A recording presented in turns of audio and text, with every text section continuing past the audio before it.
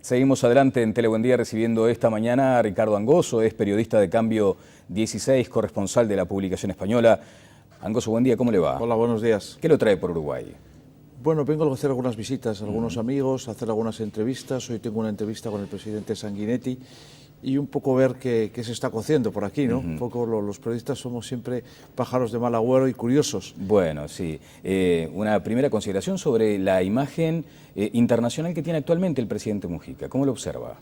Bueno, ayer ya sabe que hubo una polémica en el diario El País de aquí con críticas al escritor Juan José Millás. Exacto. Lo observo un poco con bastante distancia. Creo que a veces el periodismo en Europa es un poco superficial con respecto a lo que ocurre en América Latina, ¿no? A mí el artículo lo busqué ayer en Internet y me pareció que contenía, digamos, algunos comentarios no muy correctos acerca del Uruguay. Una imagen un poco de un periodista, digamos, de la gauche divine o de la izquierda divina que se dice que hace unos comentarios superficiales sobre un país que puede considerar del tercer mundo. ¿Cuál, por ejemplo? Había uno sobre la comida, me parece, ¿no? Que hablaba de que comía un pescado que era como una fritanga o algo así, que no me parecieron comentarios, desde luego, muy laudatorios para Uruguay ni para su presidente. Creo que de los comentarios que se vertían en ese artículo había algunos que eran cuando menos un poco superficiales con respecto a la realidad de un país que yo creo que tiene mucha más enjundia, que tiene mucha más clase, que tiene más peso específico, digamos, que lo que revelaba ese artículo. Y más allá de ese artículo, esa dimensión, esa estatura que ha cobrado el presidente de la República en términos internacionales. Bueno, pues es un relumbrón, podemos decir, ¿no? No sé hasta qué punto se corresponde a la realidad. Ayer le remito al editorial del diario El País aquí, claro, y era muy crítico con respecto a esa imagen que se intenta vender del presidente, que a veces es muy superficial. Yo hubiera echado en falta en esa entrevista, quizá en ese reportaje, en esa nota, una entrevista con más profundidad, con más enjundia, con el presidente de la República, donde se revelase cuál es su personalidad política, cuáles son sus ideas intelectuales, qué ha leído, qué música le gusta. Pero yo creo que el artículo, si usted lo echa un vistazo, contenía unos comentarios que he dicho antes... No muy laudatorios. No muy laudatorios. Bueno, ¿ha intentado una entrevista con el presidente Mujica? No lo he intentado, sinceramente. ¿No le interesa? Sí, podría interesarme. ¿Lo va a proponer, digamos, en su agenda de trabajo? Estoy pocos días, pero quizá para el futuro sí podría dar para una entrevista. Es el presidente de la República y evidentemente el personaje da para eso y mucho más. Bueno, ¿qué es eso de periodista contrarrevolucionario que está asociado a su cuenta de Twitter como concepto? Ha habido una tendencia aquí en América Latina en los últimos 60 años que para ser periodista hay que ser progre, de izquierdas y tener una serie de apellidos. Estoy totalmente en contra de esos apellidos. Creo que un periodista tiene que ser un periodista, un informador, un analista, una persona que sea curiosa. Como decía un poco Vargas Llosa en una frase que siempre me gusta mucho, el periodista tiene que ser un aguafiestas. Yo, por ejemplo, hace unos años, hace 3 o 4 años, visité la cárcel de Marcos Paz, donde estaba internado Videla, y le hice una entrevista. Sí. Eso generó muchísimas críticas en Argentina y en Buenos Aires. Me llamaron unos 30, 40 medios y algunos me descalificaban por entrevistar. Yo creo que no, yo creo que hay que entrevistar a todo el mundo y tenemos que darle cabida a todo el mundo. Todo el mundo tiene derecho a expresar sus ideas libremente. Y luego yo creo que el periodista no puede andar con esas cortapisas o esas coartadas ideológicas. Nosotros tenemos que informar y tenemos que ir donde ocurran las cosas y entrevistar a quien sea. Yo a lo mejor no comparto las ideas de Hugo Chávez, pero yo lo hubiera entrevistado a Hugo Chávez. Como mañana, si voy a Caracas, intentaré entrevistar a Maduro y escuchar qué es lo que dice, qué opinión tiene y por qué está actuando de la forma que lo está haciendo, aunque no comparta ninguna de sus ideas. Claro, Ricardo, ¿y la etiqueta no lo descalifica? Bueno, es mi Twitter, es mi cuenta de Twitter. Yo defiendo la libertad de expresión en mi Twitter, hago lo que considero, lo que creo y demás. ¿Pero usted entiende que la cuenta de Twitter se desprende del periodista?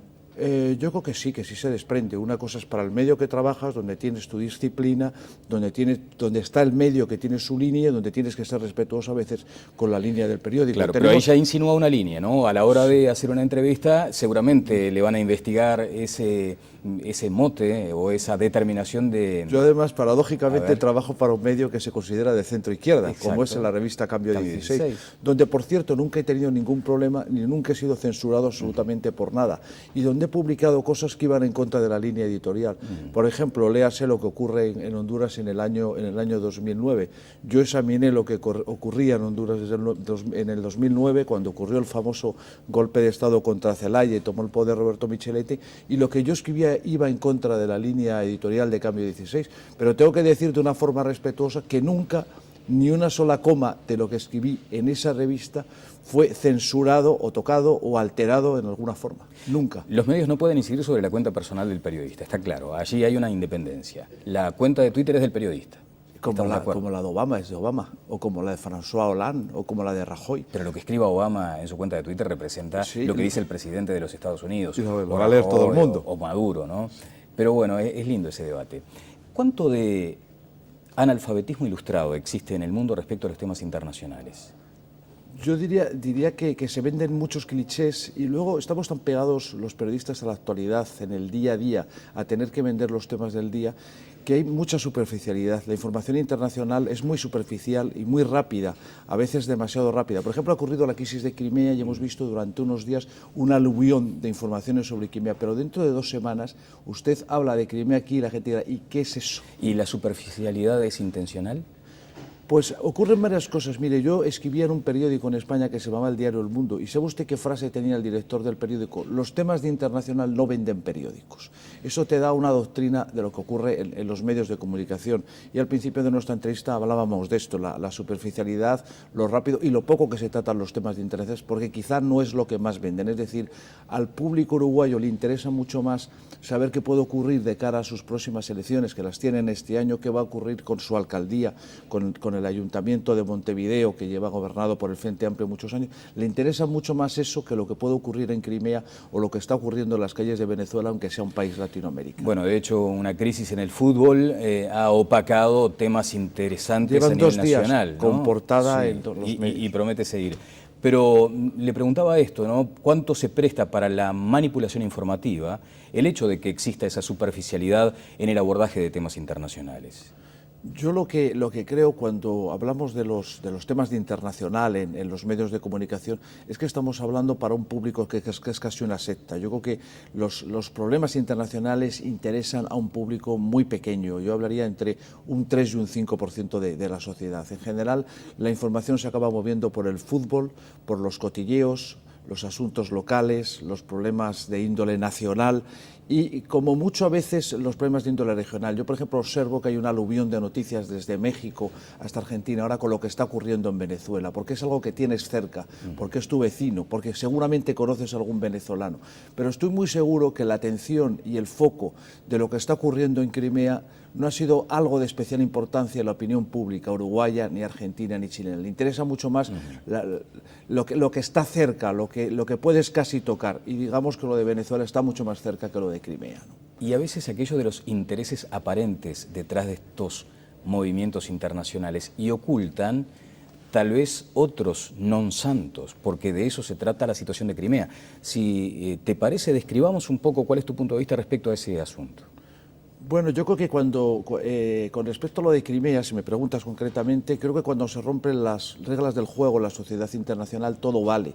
Hace 6 años, en el año 2008, Estados Unidos, Alemania, Francia y el Reino Unido, de una forma unilateral, irresponsable y en contra, digamos, del derecho internacional, reconocieron la independencia de Kosovo y aquí no pasó absolutamente nada y nos lo tuvimos que tragar. De hecho, toda la Unión Europea, a renglón seguido, lo reconoció de una forma absolutamente ilegal e ilegítima, porque que yo sepa, Serbia era un Estado reconocido internacionalmente que tenía derecho a la autodeterminación como Estado en sí mismo y no en sus partes.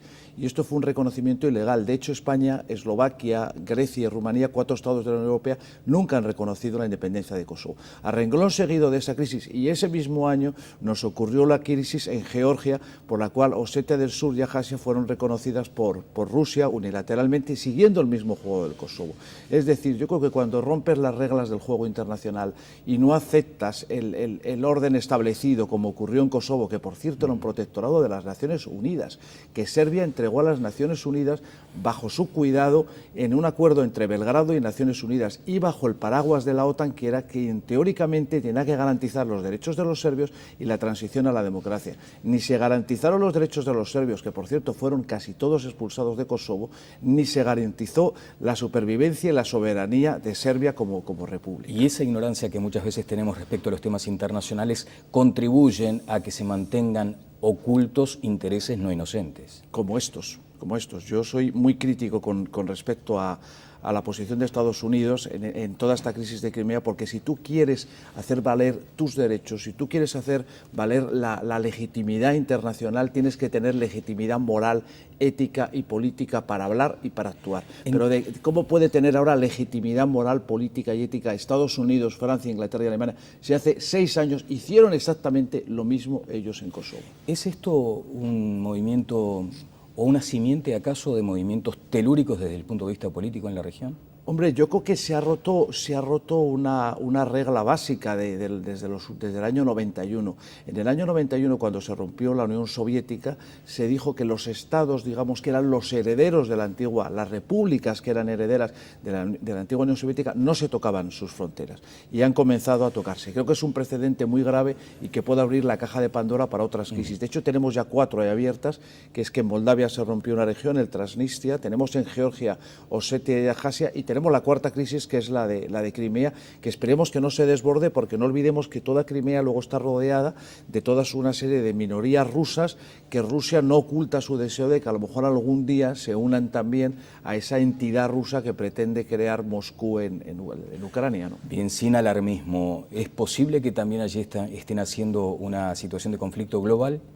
Yo creo que no vamos a una situación de conflicto global. Quizá vamos a una especie de recuperación, de reemergencia de esa Guerra Fría, porque la desconfianza entre Europa con respecto a Rusia va a ser muy grande. Pero creo que también Rusia va a perder una parte de su papel en Asia Central y con sus antiguos aliados, porque en esta crisis, solo es un apunte, lo que sí se ha visto en la Unión Europea, que los que tuvieron alguna relación con la Unión Soviética, Polonia, Lituania, Letonia, Estonia, Rumanía, Bulgaria, Eslovaquia y la República Checa, desconfían hoy más y tienen más miedo a Rusia que hace 2 meses antes de la crisis de Crimea. ¿Cómo se pierde además escala humana cuando uno habla de estas situaciones? Porque hay millones de personas afectadas en atención a estos choques y a estos conflictos. Lo que se sabe hoy, a última hora, a propósito del caso Crimea y su anexión a Rusia, es que Rusia anula precios preferenciales del gas a Ucrania, lo que determina ni más ni menos que una soga al cuello de la economía, y eso representa un impacto directo en la gente, que muchas veces queda de rehén.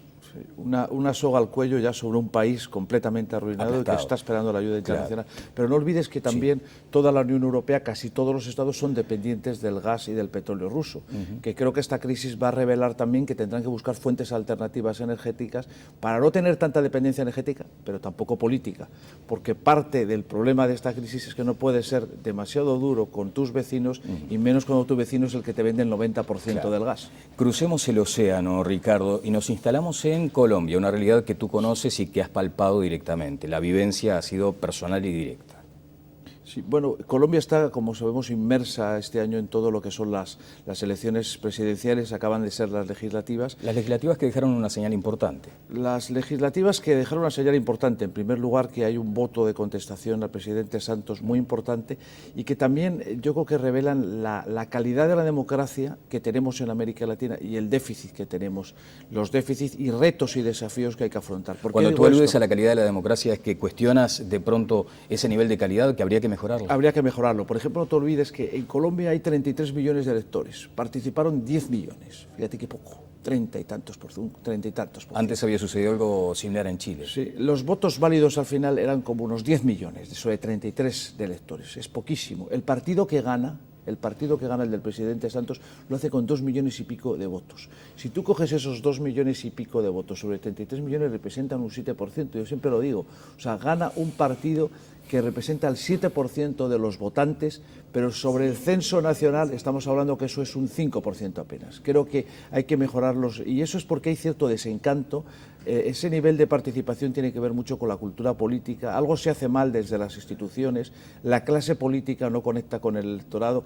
Creo que nos da mucho margen para hacer un análisis de qué está pasando con la democracia en América Latina. Bien, ¿hay democracia en Venezuela? Porque en definitiva, si vamos a lo que representa la definición, allí existe una democracia, pero también devaluada. En términos formales existe una democracia, pero una democracia no solo es votar. Una democracia es que haya libertad en los medios de comunicación, que haya una democracia social y económica, que los ciudadanos puedan participar libremente, que haya una institucionalidad. La democracia funciona con pesos y contrapesos, que el Parlamento, el legislativo, funcione y sea independiente, que los tres poderes tienen que ser independientes. Es independiente un poder donde el presidente del Congreso unilateralmente deja desposeída a una de las diputadas y la retira al acta parlamentaria. Eso es democracia. Y luego no olvidemos que el Parlamento venezolano fue elegido con un 51% de la oposición y un 48% del chavismo, pero crearon unos mecanismos y un sistema electoral que otorgó la mayoría a los que habían sacado la minoría de votos y a la mayoría la despojó de la mayoría en el Parlamento. Una vez cae en el facilismo de preguntas tontas, pero se pregunta si hay camino de retorno para estas circunstancias, caminos de retorno hacia estados mejores, hacia democracias fortalecidas, robustas, sanas. En el caso de Venezuela, el día de hoy no lo veo porque las diferencias entre los dos campos son abismales. No veo centro, veo un radicalismo absoluto por parte sobre todo del gobierno. Cuando te sitúas en una posición tan dura no hay nada que hacer. Y luego veo por parte del gobierno venezolano, volviendo al tema, que cuando hay una protesta en la calle de millones de personas, lo vimos en Europa del Este y en otros países, tienes que dialogar con la oposición, tienes que llamarles a un diálogo y encauzar los conflictos. Eso se vio en Polonia, se vio en Alemania. Todos los procesos de transición que ha habido en Europa y hasta incluso en América Latina han desembocado en mesas de diálogo, como en Sudáfrica, como pasó en Polonia, República Democrática Alemana, Bulgaria, Rumanía. Pero si tú tienes una contestación en la calle de ese nivel y tienes ese fuego y te dedicas a echar gasolina, lo único que te puede ocurrir es que ese proceso tiene que acabar muy mal, como lo estamos viendo. Ya van 1000 detenidos, van 39 muertos. O sea, en ninguna de las transiciones de Europa del Este hubo tantos muertos como en estos días en las calles de Venezuela. Maduro ha insinuado ahora la posibilidad de generar un ámbito de diálogo. Ojalá que por allí se transite en las próximas horas. ¿Desde qué lugar observas ese debate, esa discusión respecto a izquierdas y derechas, al avance de la derecha, también allí con una mención a Europa, al repliegue de las fuerzas de izquierda? ¿Cómo se analiza desde tu punto de vista? Para mí lo que está ocurriendo en Venezuela no es un fenómeno claramente de izquierdas, es un fenómeno que ha degenerado en un populismo demagógico aliado con el régimen de Cuba, pero realmente no es una izquierda al estilo de lo de Mújica o lo de Bachelet, otras izquierdas democráticas. Hasta ahora teníamos en el mundo dos polos ideológicos, lo que era el liberalismo, el centro derecha, con unas ideas conservadoras, tipo lo que podría ser lo de Vargas Llosa y la socialdemocracia. Pero es que en América Latina está emergiendo una izquierda antisistema, una izquierda populista y está degenerando absolutamente el modelo. Si precisamente lo que hacía la izquierda socialdemócrata, la heredera de la socialdemocracia alemana, noruega, sueca, finesa, danesa, es generar riqueza, generar bienestar y prosperidad. Todo eso a través de los impuestos, crear más escuelas, crear más sanidad.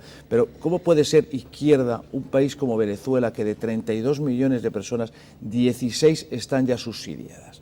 ¿Cómo puede ser un proyecto modernizador, progresista y de izquierdas un país donde el 97% de los productos que consumen los tienen que importar?